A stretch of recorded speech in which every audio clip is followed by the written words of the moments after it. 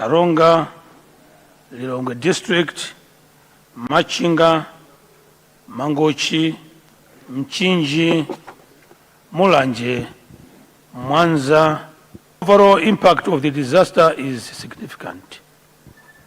A total of 9,598 households have been affected, with 128 households displaced.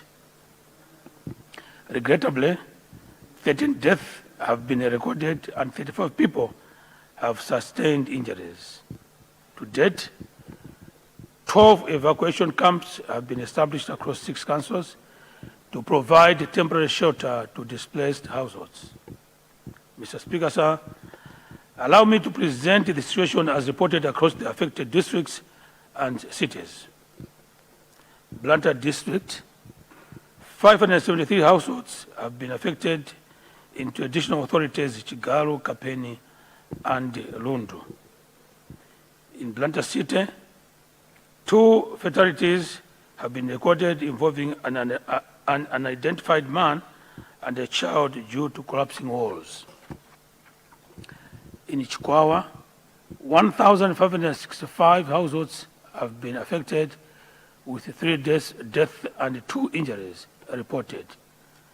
3 camps have been established in traditional authority Masea. In Chiradzulu, 103 households have been affected across 4 traditional authorities. In Dedza, 59 households have been affected, including 36 displaced. 1 death and 2 injuries have also been recorded. In Karonga, 34 households have been displaced, with 2 camps established. In Lilongwe District, 17 households have been displaced and are currently sheltered at a community-based care center following mudslides in traditional authority Mazengera. In Machinga, 1,471 households have been affected, with 2 deaths and 18 injuries recorded. In Mangochi, 1,189 households have been affected, with 2 fatalities involving children attempting to cross a flooded river. In Mchinji, the Kaigwazanga area is heavily flooded, with damage reported to houses and household property. Assessment and rescue teams have been deployed. While in Mulanje, 329 households have been affected, with 73 displaced and sheltered at Katuma community-based organization. In Mwanza, 1 injury has been reported and the road to Tambani is currently inaccessible. In Neno, 3 deaths have been recorded. In Parombe, 1,112 individuals have been displaced and are currently sheltered at Malambwe Evacuation Center in Traditional Authority Nkulambe. In Zomba City, 310 households have been affected, with 30 displaced and sheltered at the Kangala and the Chambo evacuation centers. 12 injuries have been recorded. And finally, in Zomba District, 3,948 households have been affected across 15 traditional authorities, with 5 camps established. Mr. Speaker, sir, government through DOTMA and in collaboration with councils and humanitarian partners has already commenced response efforts. These include the distribution of relief assistance to affected households, ongoing detailed assessments to establish the full extent of the damage, and the provision of emergency support in evacuation centers. Government is also working with search and rescue teams in areas that remain difficult to access to ensure that affected individuals receive timely assistance. Mr. Speaker, sir, while this statement is primarily on the humanitarian impact, it is important to note that the floods have also affected critical infrastructure, including roads and access routes in some areas. For instance, the Chikwawa-Nsanje Road is currently impassable at the Bereu Trading Center, while the road to Tambani in Mwanza is inaccessible. These disruptions are affecting the delivery of aid and access to essential services, and my ministry is working with relevant authorities to restore connectivity as a matter of urgency. Mr. Speaker, sir, government appeals to development partners, non-governmental organizations, the private sector, and all wishers to support ongoing response efforts through the provision of relief items, financial resources, and technical assistance. Such support is critical in addressing immediate humanitarian needs and facilitating early recovery and rehabilitation of affected communities. Mr. Speaker, our government will continue to monitor the situation closely and provide updates to this House and the nation as more information becomes available. Let me conclude by expressing our deepest condolences to the families who have lost their loved ones and wishing a speedy recovery to those who have been injured. I thank you, Mr. Speaker, sir, and the whole House. Thank you, Leader of the House. Honourable members, I will allow some debate on that if there's any member that would want to say something.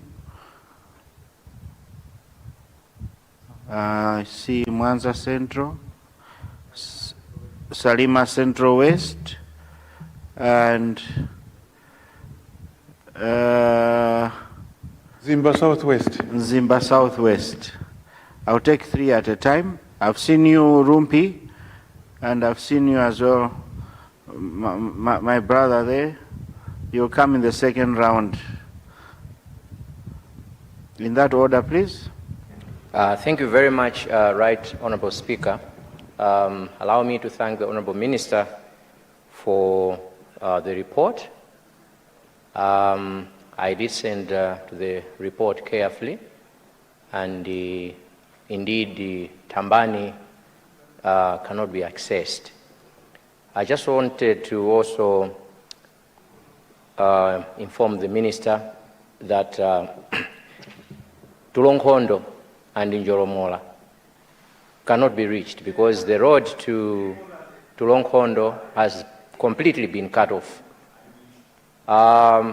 As I speak now, Right Honourable Speaker, Kunene Kude Road is very, very bad, extremely bad. Even motorcycles are failing to ferry sick people to Mwanza District Hospital. So I thought this needed the attention of the Honourable Minister so that we can be assisted. I was talking to the council officials a few minutes ago. They are doing assessments again, but their problem would be resources. Therefore, as the government is putting up a program to intervene, I wanted to also request that Mwanza District be included so that people of Tulonkondo, Ngadziwe, Kunene Kude can also be assisted. Thank you very much, Right Honourable Speaker. Thank you. Thank you, Mwanza Central. We now go to Salima. Salima Central West, Honourable Speaker. Salima Central West. Yes, just to appreciate the response from our government towards what is happening. Yes, the leader of the House, representing the whole government machinery, Right Speaker, has pronounced some districts. I would think the assessment is still going on because Salima is one of those districts that have been heavily affected. As I'm talking now, if you go to my constituency, people are displaced. People are seeking shelters and in primary schools scattered across the district. It's Salima Central West constituency.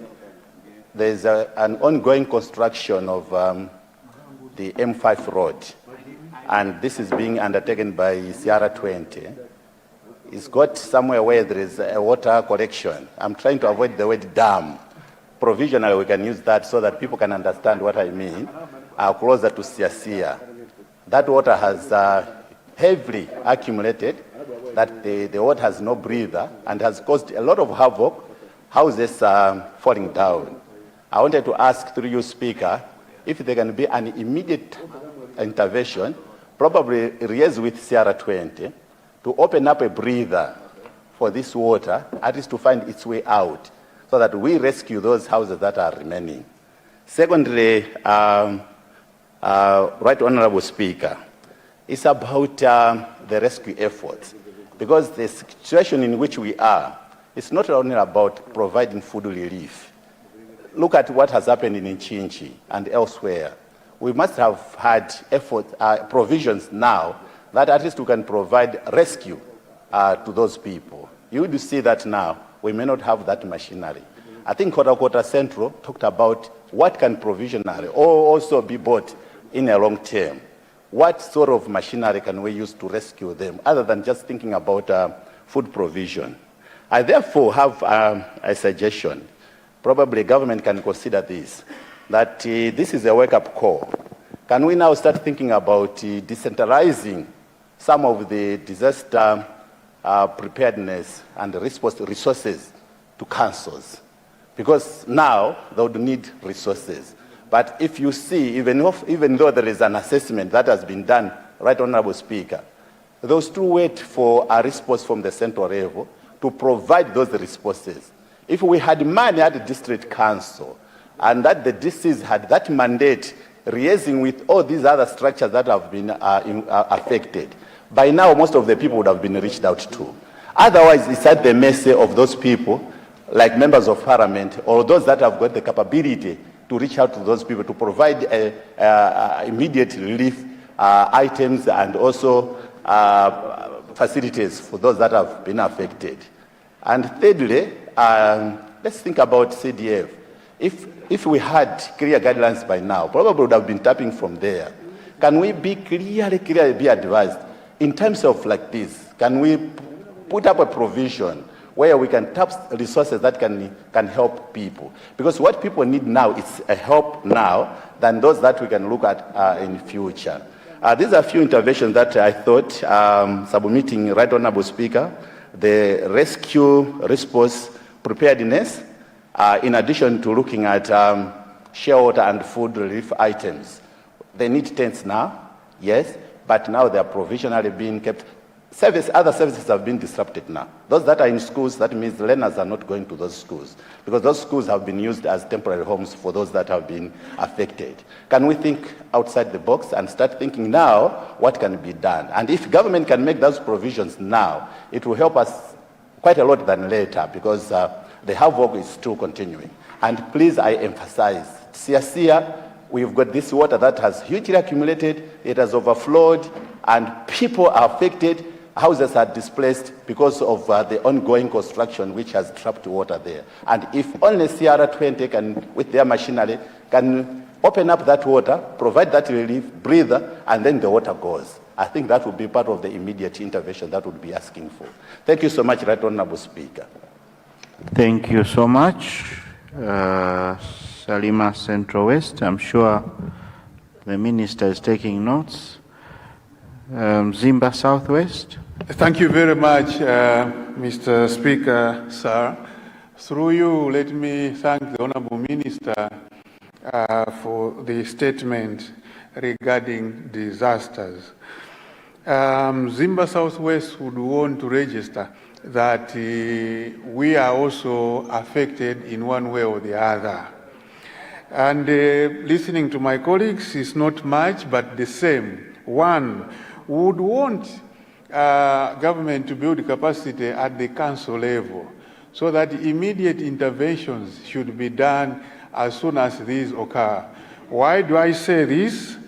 As of now, from Zimba South to Zimba Southwest, now is practically impassable. And then the biggest hospital that Mzimba Southwest has is the Mbangweni Hospital. that means people cannot come to that particular area. Secondly, Mr. Speaker, sir, I would also want to implore on government that maybe with the course of time, the engineering functions of our activities like bridges, I think we should come up with these standards, because some of these impassable roads are not necessarily because of heavy rains, but it's because the poor workmanship done in our roads. Mr. Speaker, sir, you recall that at one time the north was completely cut off to the south. By this, not necessarily the north, I would say the northern corridor, and this was at Impassas. I'm sure the Minister of Transport and the Minister of Local Government were passing there. You could see that even the makeshift bridges that were being done there, being washed away, they finish in the morning, in the evening it's not there. Why do I say this? Our engineers, they need to actually build bridges that would last time. Secondly, or thirdly, I want to concur with my colleague from Salima that maybe through you, sir, when will be considered for the 5 billion constituency development, I'm sorry, I normally said constituency development Chamburanyina fund, because it's quite synonymous with this. I think there must be a component spared specifically to look into disasters. Mr. Speaker, sir, it's my considered view that members of parliament sitting here, at least maybe 90% of them in their constituencies, they have got these challenges. So I want to propose that.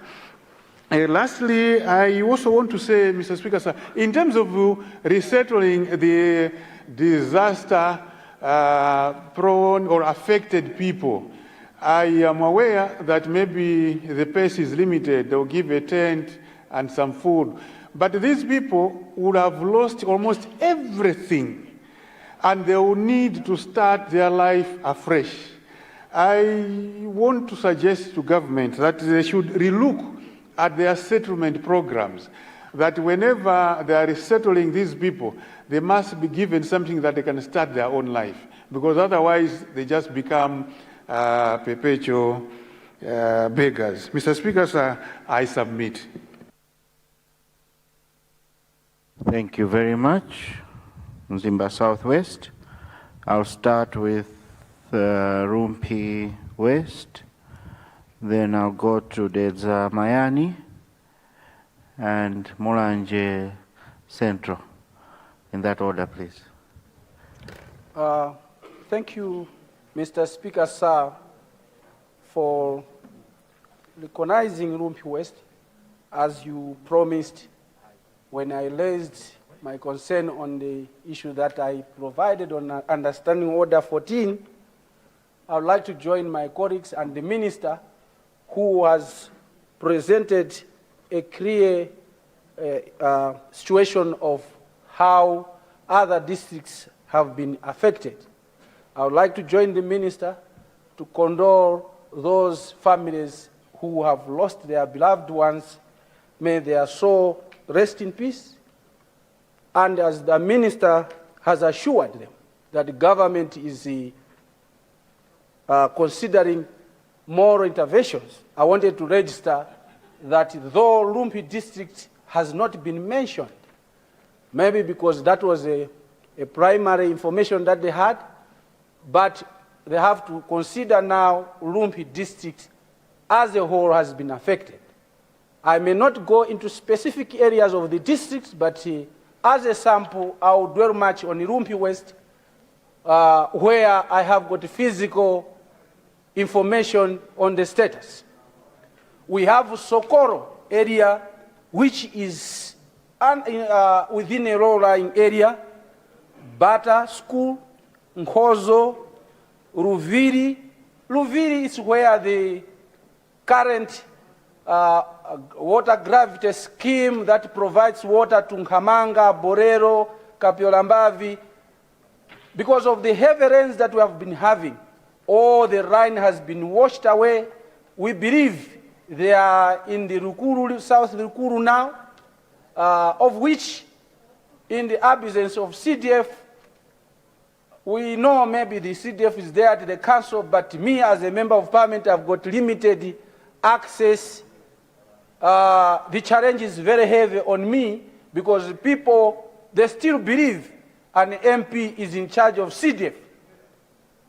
I have so many reports and complaints. Though I tell them to go to the ADC and the councillor, they said we didn't vote for them.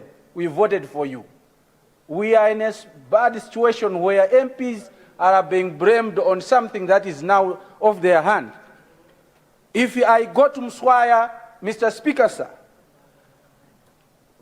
large farms, some of them, they were mentioned on the mega farm defaulters. All their farms have been washed away. If you go to Msulira, Lusani, Kampenda, Kapyolambavi, it is in waters. Kanyenjere, it is in waters. Kampenda is in water. Ruhono, Kasere, I can say the whole of my constituency, the lower part which is under a low-lying area, they are all in waters of above 2 meters. If I may talk of people who have been affected, this time now, we don't have the clear picture of how many have been affected because the rains are still pouring. The council is unable to establish who is affected. But we wanted to submit that as government is looking at interventions, as much as a normal situation, the Dodima goes with food, blankets, and other things. We wanted the minister, if they can have an emergency contingency help to Luntha West, especially with the excavators or the JCBs, so that they open up the drainages, so that even the roads, as I'm talking from Chikwawa, you cannot go to Tunduike. If you go to Bowe, even Vwaza, you can't reach there. Ambulances are affected. We have an alternative route going towards Mperembe. There too, they can't go proceeding to Mzuzu. All referrals have been affected from here. My appeal to government is, we know the situation is overwhelming. These eventualities might have not been planned, but as going forward, we appeal to government to consider capacitating the Ministry of Works, because in a situation like this, going for contractors, it might be expensive. Even the PVHO, if they had the machinery, this was the right time that the government could have gone there, gotten the machinery to help open up roads which are now impassable, even the bridges. But if you go in the Ministry of Works, Ministry of Transport, it is not this government's challenge. It's a situation that has been there for some time. It may take time, but please consider it. Honorable Minister of Transport, at one time I took you to Pirato Bridge, which you promised me that you are going to do. Unfortunately, your term got expired along the way. That bridge down there is nowhere there. It's no longer there. It has been washed away. School runners are not going to school. If you can go to a school that was given to the government by Prophet Shepherd Bushiri, Vwaza Zorokere, it is in water. But we believe government is going to do a fair assessment of the situation in Luntha West. But what we are requesting currently, may the minister either engage Prem construction company who is on site. He suspended works because of the rainy seasons on the Rumpinyika road. He has machinery.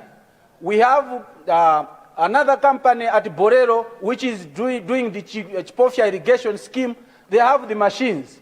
We have the Peace Parks Foundation at Nyika. They have the machines. But me as an MP with the court ruling that we are no longer involved in development, but our role is oversight, representation, and registration. Even calling them, they just drop up my call.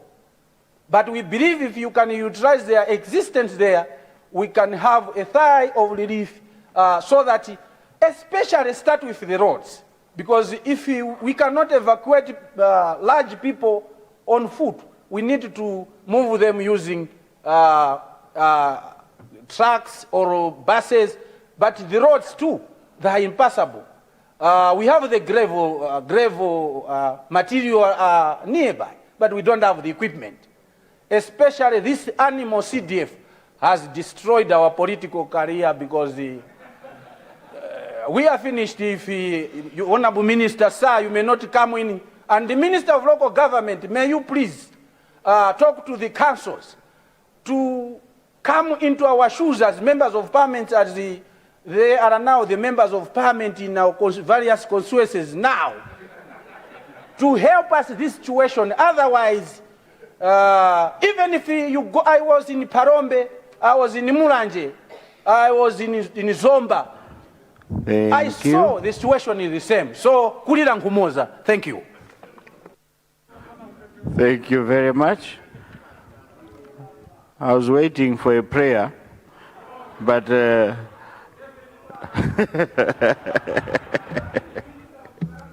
the Minister of Local Government should find the resources immediately and build this country. In Jesus' name, get your blessings. There's a Mayani, your turn. Mr. Speaker, sir. That prayer there, Mr. Speaker, from Murumpi. Mr. Speaker, sir, I just wanted to say thank you for your office for recognizing the people of the Zamayani to add a voice according to this ministerial statement by the able minister responsible for disaster management. Mr. Speaker, sir, at first I was somehow puzzled by the name itself, Dodima. So I was trying to look at what it means. And it's a disaster, Department of Disaster Management. So I was looking at some technical issues. But then I was rescued when I looked at what created Dodima. It is an act of 1991 that he created, and it's called the Act on Disaster Preparedness and Relief. So the word I was looking for was actually the preparedness. As a nation, it looks like we have somehow forgotten that these disasters will always be there. And according to the studies, they will be increasing in frequency and intensity. And I underline those two words. Where we are going now, the disasters will become more frequent and they will be getting more severe if the current climate situations doesn't change. So where I found a problem where I was looking for the word preparedness, Mr. Speaker, sir, is when you look into our budget, most of the times the relief where Dodima gets its funds, it is in what is called the unforeseen budget or unforeseen circumstances.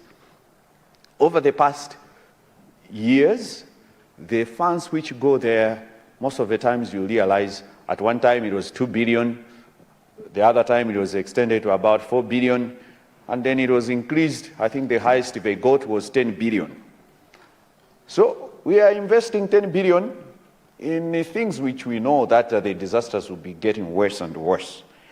And according to this situation, let me bring to your attention, Mr. Speaker, sir, that I'm glad that Dedza has been included on that list in his statement, My constituency currently, not just these rains, but from a month ago, there's experienced the heavy rains once again, and we lost 4 transformers in just 1 week. As I'm speaking, 6 transformers in Dedza have been damaged by the excessive rains, which were accompanied by lightning. And when we started following up on with ESCOM, we are learning that ESCOM has no transformers as we are speaking. ESCOM has no spare transformers. And we have what we call Chipanya Health Center, which is a rural hospital. It's a mission, and it is at the Roman Catholic Chipanya Parish. There, it's now a month. They have no electricity because ESCOM has no transformers. And we have also a technical college at Mponde, no electricity. The students are failing to learn to use all the other electrical gadgets because ESCOM has no transformers. And I was also trying to check in other records. It looks like in Lilongwe alone, as a district, there are about 36 damaged transformers. So if you combine Dedza and Lilongwe, 42 transformers are required. But as I'm speaking, ESCOM has no transformers. So what I'm trying to say is about disaster preparedness. We know poles will be damaged.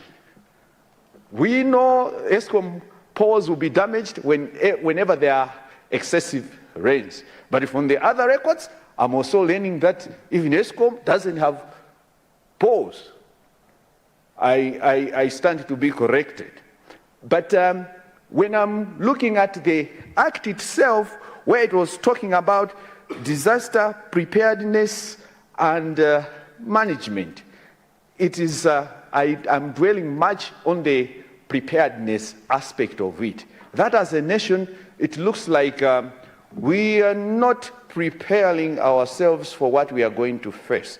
If I may ask, even in his ministry, what money has been reserved to repair the roads as soon as possible for rehabilitation, then you realize that we don't have that funds for that preparedness. A disaster is a multi-sectoral issue, and I do understand the efforts that the government is doing, but on the other hand, myself as also a chairperson responsible for social issues, when these disasters happen, the most vulnerable and marginalized groups of people are the ones who suffer the most. For example, if a disaster strikes, then it's the children who are going to be chased from their primary schools, because now the adults will want to have shelter in those spaces. Unfortunately, the school calendar will not wait for those who were under a disaster. So it means those children will suffer. And if you look at the many causes of disaster, you realize that it is associated with climate change. So, Mr. Speaker, sir, I wanted to emphasize on the need of collecting more taxes on issues that damage the environment. Because I've seen some countries are paying what are called carbon credits. This is a good development. But locally, we also must look at other issues where we can correct such kind of levy so that we can have enough funds for Dodima. Where, if you may follow me clearly, the point I want to emphasize is we are not investing so much in disaster preparedness, and we are trying just to react whenever the disasters strike. Let me concur with my colleagues who have mentioned the easiest window, which could be CDF. You know, the act when you talk about a disaster, you can only declare a disaster. They say if I'm not mistaken, it's when about 10 houses or 10 households have been affected. So in our constituencies as members of parliament, even when 4 people have been affected or 4 households, the people turn to the member of parliament because for them, they have a problem. But the government will say, we cannot come there to react as Dodima because you don't reach the number which helps us to declare that it is you have a disaster. So my problem is there. So if the CDF could have that window to make sure that it addresses some of these issues, and in that way, it might help us as a nation to work better towards disaster management. Thank you very much, Mr. Speaker, for allowing the people of the Zamayani to participate in this, and especially my appeal is on the ESCOM to be prepared for the disasters. Thank you very much. Thank you, the Zamayani. Mulanje Central. Mr. Speaker, sir, through you, thank the Honorable Minister of Transport and Public Works for a brief but an elaborate presentation in as far as the issue being discussed, which is on the floor, is concerned. I just wanted to add my voice to whatever some other honorable colleagues have presented. In the first place, while we are appreciating government efforts through DODIMA to come to the rescue of the affected ones, I am of the opinion that we should also look much at preserving or promoting the rights of the women, children, and the disabled in these evacuation centers. You have rightly talked about evacuation centers. Most of the people will be in classrooms, churches. But if you look closely, Mr. Speaker, sir, to what happens at these evacuation centers, these school blocks, these churches, there is a lot of violation of the rights of the women, children, and the disabled. Hence the need, maybe, that if DOTIMA is working, it should also work closely with the Ministry of Gender so that they go together. Because there are several issues, like the issue to do with sanitation and the likes. Women tend to be more affected, children, and of course the disabled.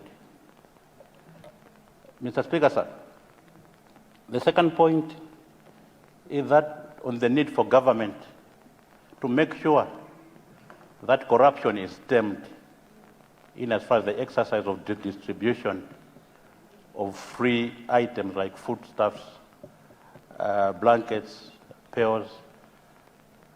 What I'm trying to say, Mr. Speaker, sir, is that we have had cases whereby these government officials, when they go to register those affected, they would start demanding something from the very same person who is affected. That, please, if you want to be registered, give me so much. If you want me to register you, give me so much. Now, this is a sorry state, and this should be dealt with so that that other person who is suffering should also not be subjected to more torture. So there is a need that corruption need to be checked when providing food items and related relief materials. Evacuation centers, yes, you have mentioned in the statements about 2 or 3 evacuation centers that have already been opened. That's a step in the right direction. But in the situation in which we are, I'd love to ask government, to open more centers, more evacuation centers. They have been there before, like in Salima, and Kinji, Moran, they've been there before. What we need to do is, what I'm trying to say is, when we have no disaster, these centers tend to be forgotten. They are closed at will, no checking of their quality.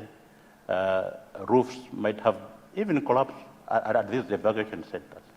Now, let the government, through DODIMA or any other related government agency, look into that we open these evacuation centers, because if we emphasize much on the evacuation centers, we will not have a situation whereby schools are closed during this critical period, because it's a general feeling that whenever we have a disaster, what happens is the affected ones flock to schools, and schools get closed in the process. So evacuation centers is something very important. And on rescue efforts, as put by honorable colleague from Sarima, it's very important that through the Department of Climate Change, that foresees what will happen, that would foresee where floods are likely to take place. I think in a way of preparedness, as again said by honorable member for the Mayan, we need some equipment, apparatus, speedboats to be sent in advance to such an area in preparedness for anything, so that when a disaster strikes, the boats should be in the vicinity. When a disaster strikes, rescue helicopters should already be there in the vicinity, so that these people are rescued. I saw in the social media, Mr. Speaker, sir, a situation in Nchinji this morning. If we had the rescue boats, rescue helicopters, those people calling for assistance, those people calling for help, they could have been assisted right away. So on behalf of Mulanje Central Constituency, and indeed on my own behalf, that's my humble contribution. I thank you, Mr. Speaker, sir, for the opportunity. Thank you. Thank you very much, Mulanje Central. I'll now take one more round, starting with Chihuahua Central. Chirazu, yeah, Chirazu Masanjara. Chirazulu Masanjara. I just have to take Chukwa Central because I know that's another area where Karonga Central, Karonga Town, sorry. Nkota Mpula. And I wanted one honorable member from there. Yes, honorable, your constituency? Zomba Matia. Zomba Matia. Yeah. Yes, in that order, please. Zomba Antonia as well. So starting with Chirazu Masanja. Thank you very much. First of all, let me thank you, Right Honorable Speaker, for giving a chance to the people from Chirazu Masanjara to express what's happening right there. And I would also love to thank our minister. He's representing the government very well, and thank you very much for the quick response. Mine, it's a big burden that we have right now. During the cyclone, our road going to Boma got destroyed. So with this disaster, it is completely done. We cannot use it anymore. So as I'm speaking right now, I've already sent my guys to get huge stones as a temporary measure so that we should keep it for our people to use it. And our hospitals, ambulances are not going through because our road is very bad. So I really wanted to ask for a quick response towards Chirazu Masanjara because we have faced a lot of challenges, and this is one of the things that is really on our neck. And tomorrow, I might not even be here. I'm thinking of ways that I should go and represent my people well by maybe buying cement and doing a concrete thing for the meantime. So this is what I wanted to ask, asking the minister that we really need help. Our road is down. Thank you very much. Thank you very much, Chirazu Masanjara. I know the minister is taking notes. Honourable members, let's try and be brief because I see there's a lot of interest in this. We will not be here for long. Let's have Chukwa Central. Let's try and be brief as possible. Thank you, Honorable Speaker, for recognizing the people of Chikwawa Central. Mine is a small one. We just want to ask the Minister. Mine is a state one. I just want to ask the Minister if it can be possible to open that M1 road from Kasintula going to Bereu, whereby most of all are just stagnant on that side. If the road will be open, because as of now the road is representing as a dike. So if the road will be open, those people who are really affected as of now will not be affected. As well as if you take the Chapananga road, the other side, which is Tegasis, the water also comes from that area. That road too, it represents as a dike. Therefore, those people whose side of the other side, they are now affected. Therefore, if the minister can allow us, or if the minister can give us more resources to open that road with ring covers, so that people can not be affected, as well as if the minister can allow to construct a dike at Bereu, so that the river Mwanza cannot be affected the people who is surrounding Bereu and other areas. Thank you. Indeed, yours is a small one. I mean your question.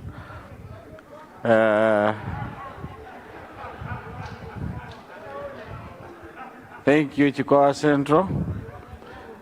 Let's now go to Karonga Town. Thank you very much, Honorable Speaker, for giving a chance to the people of Karonga Town constituency. As I'm talking now, Honorable Speaker, the people of Mwanjawara area, Mweniumba, Mwanyongo, Ngayankafu, they are in water. I must indicate that Karonga Town is a disaster zone. That must be recorded. And we had a dike which was constructed by the MDF. That dike is actually giving away. It's no longer working right now. So Karonga Town is just like Chikwawa and Sanje. Honorable Speaker, I just wanted to make one suggestion.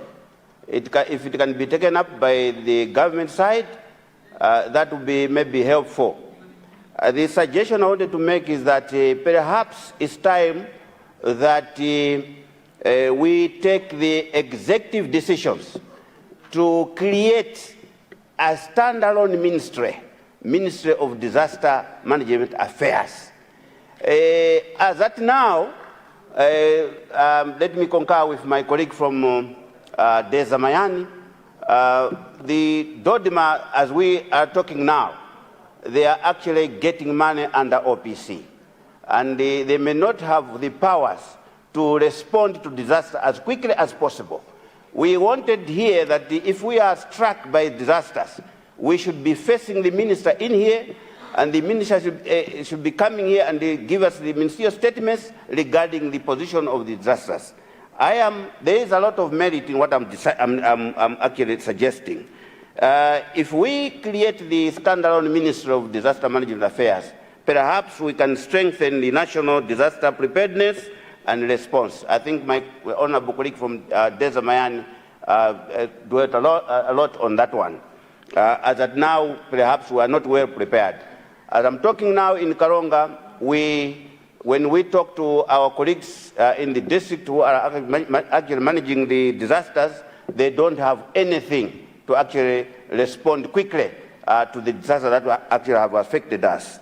The other merit that I'm actually looking forward is that perhaps we may have improved coordination during floods or droughts or cyclones. Honorable Speaker, you may look at the trend as at now. Last year we were hit by droughts, prolonged dry spells. Now we are hit by heavy rainfall. The other year we were hit by Cyclone Anna. The other year we were hit by Cyclone Gombe and Cyclone Flede. So it means that with the maybe climate change scenarios, these things have come to stay. So as a country, we need to be prepared as well. So that's why I'm proposing a standalone Ministry of Disaster Management Affairs. It could help the country very much. And more over and above that, and we can also attract the international donors who could actually channel a lot of resources into that ministry to respond to the disasters. Honorable Speaker, let me stop here, since you said we should be brief. Mine has been very brief, more than what Chikwa Central indicated. Thank you. Thank you. Karonga Town, you made a reference to Deza Kasina, but unfortunately he's fast asleep. He needs someone to wake him up.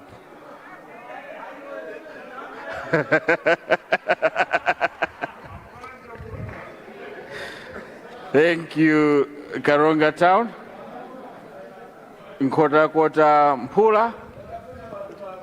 Thank you so very much. Thank you so much, Mr. Speaker, sir, for allowing the people of Nkota Mpula constituency to say a word.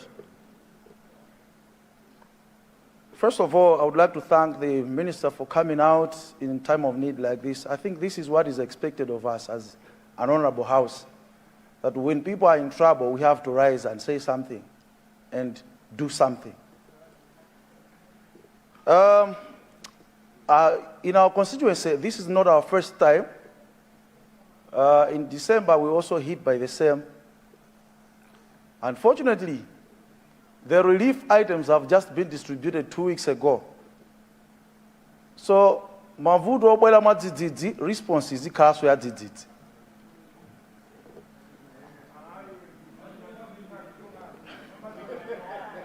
If it wasn't for Apostle Gawinga of Salvation for All Ministries and Ale Megezege, the Burundian national, coming to our rescue, we could have been saying by now. The only response has come after close to 3 months, which is not on. This is not a blame to anyone, because we are one house, we're one people representing the same Malawians, but rather a wake-up call to us as the representatives of the people. And I would like to put an echo on what my fellow MP from Salima. Decentralization will be of utmost importance, because this has happened, the late response has happened because we were waiting from the central government. So I feel the council is closer to us, but the central government is a little bit far from us. So if we are to do the decentralization, I think little by little we'll be taking a good and a powerful direction. I submit. Thank you so much. Thank you, Nkota Mpula. Zomba Matia. Thank you very much, Mr. Speaker, for recognizing the people of Zomba Matia, formerly Zomba GC, to comment on this very important issue. Let me thank the Minister for responding to this. Zomba Matia is one of the very big affected area. As I'm talking now, 2 people have been laid to rest today after they were missing for 2 days. The search was done for 2 days. They were only discovered today, and the burial has taken place. The sad thing is that a woman who had a baby at the back is still missing up to now. The search is still going on, which is a very sad thing to me and my people in Zomba Matia. Mr. Speaker, sir, let me thank the government for the initiative that they have taken to provide food relief to the people. I request that this should be hurried, because everything in my area has gone with water. You know, part of my area, Katebwe and there, we are protected by the water dike that was constructed to prevent us from the floods that happens from the Palombe River. As I'm talking now, part of this dike has been damaged, posing the risk to the people that if anything agents not going to be done, we risk to have more people drawn. So I would ask the minister to also assist us in that. There is a great area that is more prone, which we call Sukamatumbo. This river, it connects people from Chinkwangwa going to Katebwe, that side, and children are very much affected. I think in my maiden speech, I also spoke about this river. I trust that even the CDF, when we try it, will not be able to cut it because it's a very long distance. I think means of transport will look otherwise into this. And also request the Minister of Agriculture that maybe after people have gone back to their places, there is a need to look into, because at Katebwe and Makawa, we do irrigation. I think if something is done, we can stand on our own rather than just depending on asking the government to help us every time. So, but my immediate request is how the people that are gathered in schools, they don't have food right now. If something is going to be done, we will appreciate. But let me take this opportunity to thank the Minister for the initiative that they have taken. Thank you very much, Mr. Speaker, sir. Thank you very much, Zomba Matia. I see a leader rising.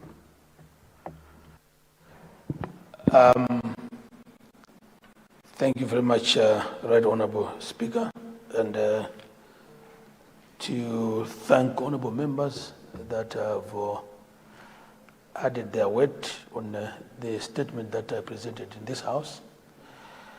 My colleague, the Minister responsible for local government, will provide a broader reaction to these sentiments, but from my end, I just wanted to indicate quickly, particularly to issues to do with Salima, where water had connected somewhere, and just to assure him that the contractor has already gone to site to create some opening so that the water can move away, because that's the water that has been causing problems to the people around Siasia Trading Center. For the rest, my colleague, whose ministry has taken over the devolved functions of the Department of Disaster, should respond. I thank you, Right Honourable Speaker, sir.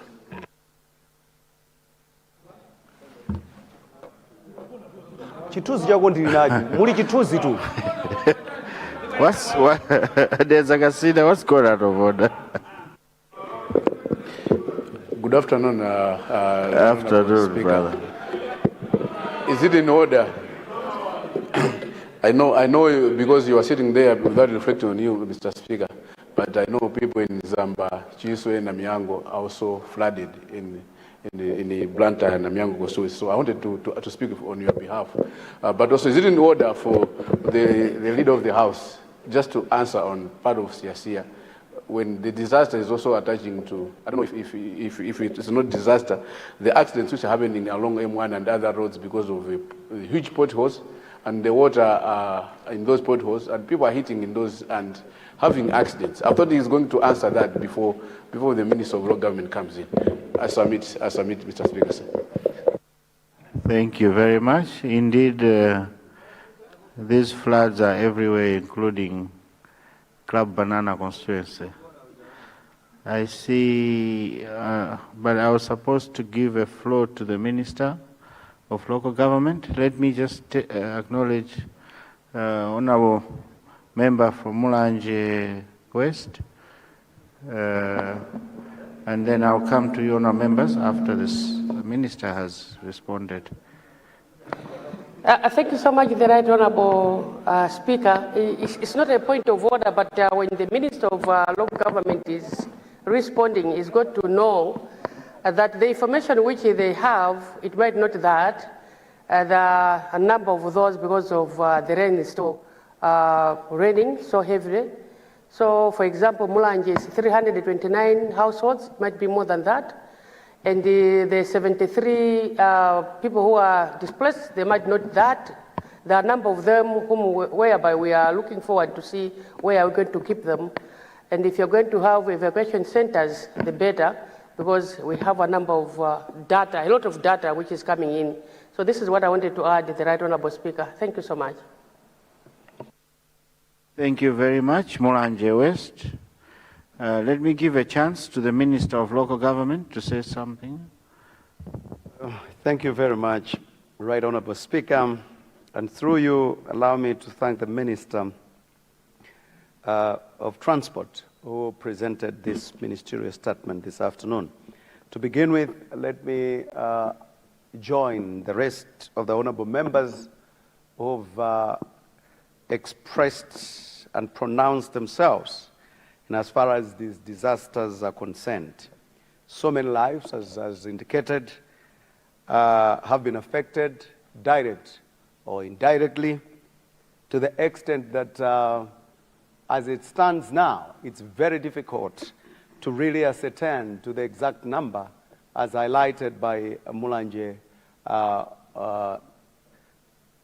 Nkando, Honourable Member of Parliament. But that be as it may be, the government have done preliminary investigations as presented in the speech, and I will try to summarize, because I think quite a number of members of Parliament did really agree on most of the concerns. One of which is the question of decentralizing resources to councils. Indeed, in the past cohort of members of Parliament, one of the worries was indeed that when classrooms are blown out, it takes a lot of time for the government to respond, and indeed it causes a lot of problems. The guidelines will tell you, but I have got authority to mention that disaster management has been given a percentage, and a very good percentage, in the CDF. I must mention that I will not mention the names of the members of Parliament, and I know two of them who got to me 2 days ago, or 3, and some of them say to me, the percentage you have given to disaster is not useful, because not every constituency will have disaster. That's what he said. And I said, wait, preparedness for disaster, you don't have to wait for it to come in your area. That's why it is called disaster. And as you well know, the disaster ecosystem has got quite a number of pillars. Among them is the prevention, and then preparedness, recovery, and others. Now, I agree with the honourable members who are saying devolve, and I want to assure you that we have devolved, and there are huge sums of money in as far as response is concerned. And you will notice that if disaster in that cycle, in that financial year, has not affected you, that money has been given a blanket as well to say you will be able to use those resources for infrastructure in the constituency that is dilapidated. In that way, you will be mitigating or trying to look forward in case other disasters would come and affect the same. Another issue that has come out is the issue of probably getting in to sort out roads and other infrastructure that has been affected. Truth be told, the rains is really raining heavily, cats and dogs, and non-stop. If we were going to go today and say, let's begin to do A or B, how are we going to do it? Because we don't know the magnitude of more rains that are yet to come.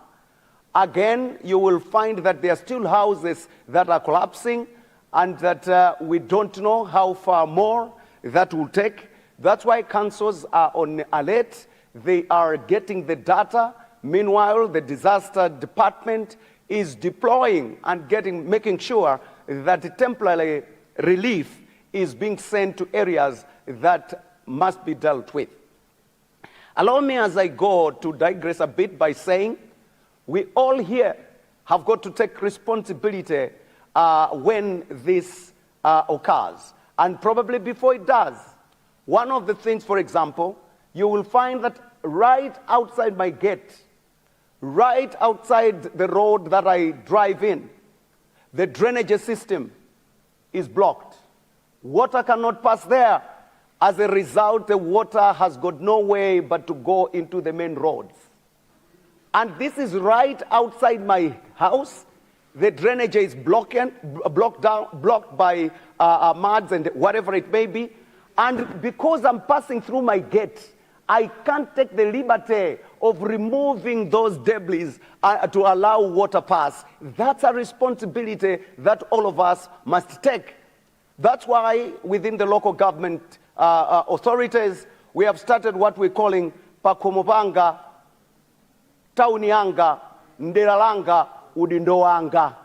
We should get out and begin to take ourselves that responsibility to educate our people. The other challenge that we have is the question of rapid population growth and how we have allowed our people to really construct houses even in areas they're not supposed to. If we remember the issue of Chilobwe Mountain, for example, we lost lives there, but we allowed them to, and it is some of us who really encourage those people to go get injunctions when the city councils, the district councils stops them from constructing in such areas. Another example I'll give today, it is on record that the lake will swell to some levels after some years, whether 15 or 20 years. And when they tell us not to construct in the beach close to the water, we are saying no, that shouldn't happen. But 15 years to come, you will find yourself in water and you'll be calling the government to come and aid you out. These are some of the responsibilities as citizens that we must deploy. In Rwanda, they have got what they call Rwanda First. And whether you're in government or you're in opposition, anything that concerns your nation, it's your responsibility. And you take it as serious as it may be. We are saying, can we come up, even as Parliament, can we demonstrate one day by going out of town here where we see people that are even doing mining, sand mining along the rivers, and those are really extending the river banks. Tomorrow, it will be disaster. What are we taking? What responsibility role are we taking in this whilst government is coming in? Where we spend money now is a lot of money that would have gone somewhere else, which would have been used to mitigate certain pillars within the disaster ecosystem. Allow me as well, Right Honourable Speaker, and through you and through the Minister who presented the report, to say that areas like Karonga Town, as indicated, the dikes and others, it is important indeed that BOQs and standards in as far as our infrastructure is concerned should be made available to everyone. That is why in our ministry we are saying minimum standards will be there. Unfortunately, the minimum standards will not come without costs. Costs will be there. For example, when you construct a school yourself, you will come and say, yes, we have constructed this classroom block at a cost of 40 million kwacha. When World Bank comes to construct the same, because they have got impact assessment reports and everything, it will go up to 200 million, just as an example, because they would have factored in how many meters down should the foundation be to make sure that it stands the test of time. For us, as long as we have constructed a classroom block, we are good to go. These are some of the issues that as we implement CDF, as we implement our infrastructure in Malawi, we must be considering. Probably as a house, we may want to look at what our colleagues in Rwanda and other places have done. These muddy houses without cement. We know our people cannot afford bags of cement. Probably we could come up and make suggestions to the government. Suggestions probably that would look at whether it is a question of subsidizing cement, whether it's a question of doing whatsoever, but if we can put mortar and brick to our houses, considering the disasters that we are facing today, we will be running towards a slightly safe space for ourselves and reduces the costs. One would do a cost-benefit analysis and look at the cost that we spend when disaster happens, as it has happened, versus some of the sacrifices that we can make in as far as taxes and other strides that we may take. All in all, we fully agree with all the sentiments made, and we know that the roads, like in Rumpi West, will surely be addressed at an appropriate time when costs have been assessed, because just to go without looking at cost implications, it is difficult as well. So engineers and others will be busy once the rains have stopped to make sure that at least the costing of the same within the councils are happening. I am, as I conclude, pleased to report that we now have got qualified engineers in all 28 district councils in Malawi, and the DCs have instructed them to look at the infrastructures and how it has been affected, and probably come up with costs so that the government can now ascertain to the amounts that are being looked at. But in terms of disaster foods and everything, allow me to thank and take this opportunity to thank partners like Nkota has mentioned, the Kawingas of this world. I saw the speaker receiving some relief items from the Muslim relief agencies. Yesterday, Honorable Minister of Defense, Minister of Lands as well. Yesterday, the Chinese government gave in a whooping $2 million towards disaster relief, and so many other players that are joining the government in trying to help our citizens in this country. And I would like to invite more. Let's join together as we try to do this. But the most important of them all is let's take part in the mitigation and the prevention of the same by making sure that all of us are doing our things, constructions and everything, orderly, so that we can prevent the same. I thank you, Honourable Minister and the Speaker, for the opportunity, but probably the presenter of the motion, leader of the House in this case, may want to add some meat to the bones where the bone looks otherwise. I thank you.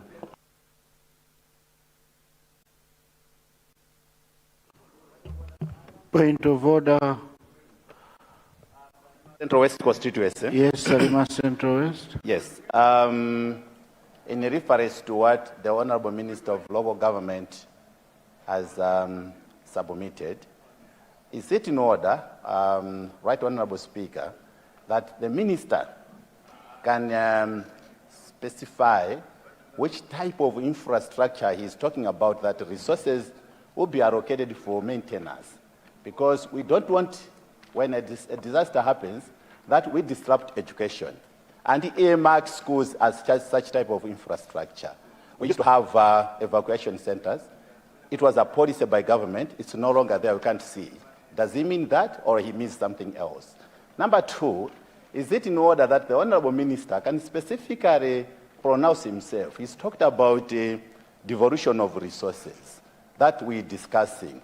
Let's not mix CDF allocation of a percentage for a disaster response and management. We're talking about devolution of resources that have always been managed under the miscellaneous, which is operated under OPC. Can the Honourable Minister confirm that if that is the case that government has taken, OPC shall no longer have resources for Dodima? That's what we're talking about. Because the Minister has said, yes, he agrees we need to devolve, and it has devolved. I think it's in the process.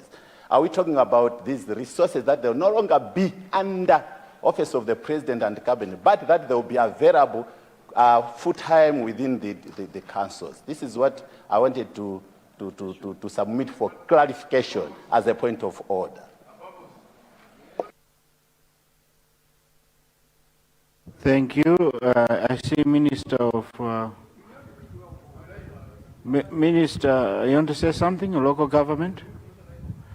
Thank you very much, Right Honourable Speaker. Two things. I think from what I'm gathering here is that honourable members want resources decentralized in their areas for specific purposes of disaster. That's what I'm getting. Now, it doesn't matter where the money will be. What we're saying is allocation is there for constituencies. But the central government, where need be, will have to come and supplement the same. How are they going to do that if you're going to take the resources off them completely and leave them with zero? So the question is, the money has been decentralized to the constituencies from this particular financial year to make sure that we all are supported to be first aiders to the sort of challenges that we're facing, and that is all.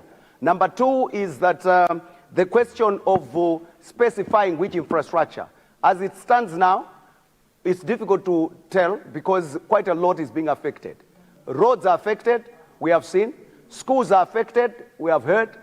Hospitals are affected. So we can't say this will be done and this will not be done. Allow the assessment to be done, and it is at that stage that the government will come in and provide a proper one. Remember, this is just an initial assessment because the rains are still falling, and I'm sure such statements will continue to come to be speaking to the situation that we have on the ground. Thank you, Right Honourable Speaker. I see Leader of the House. Right Honourable Speaker, I believe that we may not exhaustively decide this matter because, as I indicated in my statement, rains are still with us and assessments are continuing. Meanwhile, what we reported is what is currently available. As such, and going forward, we will keep the House updated in terms of what government is doing to ensure that there's proper mitigation against this disaster. Issues of equipment, government is aware that we are short, and efforts are being made to ensure that proper equipment is procured and made available each time we are faced with such type of a situation. I wanted to submit this, Right Honourable Speaker, and therefore would like to request that we proceed with government business. This is continuation with, we should continue with the debate on the budget, believing that probably they should still have reports from clusters. If not, we allow members to debate because we only have today and tomorrow. I submit, Right Honourable Speaker. Thank you, Leader. Now, Leader, looking at the time, it's time for a health break. Can we continue with the debate after we get back from health break? Yes, Right Honourable Speaker, we continue the debate after health break. Thank you very much. Honourable members, it is now 15:29. We suspend for health break for 30 minutes. We'll be back in the chamber at 4 o'clock. House suspended.